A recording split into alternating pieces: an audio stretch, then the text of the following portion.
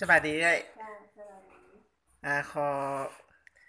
อนุญาตถามซื้อเอ้ยจังไหนน้อชื่อขมล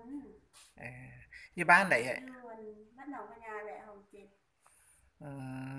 อันซื้อยาสมุนไพรห้าโคคานนี่จากเทื่อละหาก็ซื้อกองเดี่ยวก็ซื้อกล้องเดียวกล้องจ้านี้เป็นกล้องที่สองบ่กองที่สอง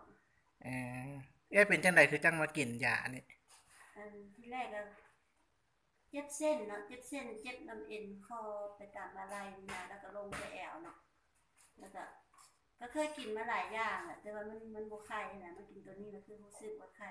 แล้วก็เป็นตุ่มตามมือตามอืมตีนแหละขออนุญาตตามตีนแล้วอันมันเครื่องมันก็ขึ้นมาตามตัวก็มีนะเป็นตุ่มจุดๆนะเป็นน้ำออกมานะอืเป็นมน้ำแบบใสๆแบบคั้น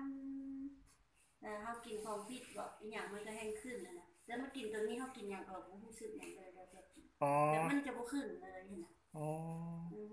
ก็ดีมีทั้งเจ็บหลังปวดแอวเอทั้งออันกินข้าวบ่แซ่บทั้งเป็นตุ่มนอนกันยากแหละนอนกลางคืนกันยากกินตัวนี้คือว่าบรรเทาหลายอืเพราะว่าเขามก็หาไปกินไปทิศป่าเนาะอืมอืมเอ้ยฮู้จักยาตัวนี้หั่น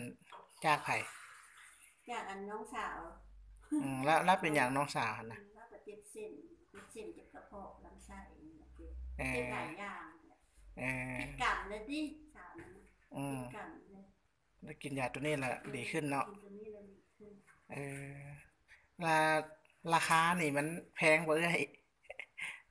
ก็แพงสำนีพันมาก็เคยซื้อราคาแพงที่ว่าพันป่าย1,200 1,300เขาก็โอ้ซื้อนะแต่ตัวนี้หันประมาณ500ป่ายเนาะ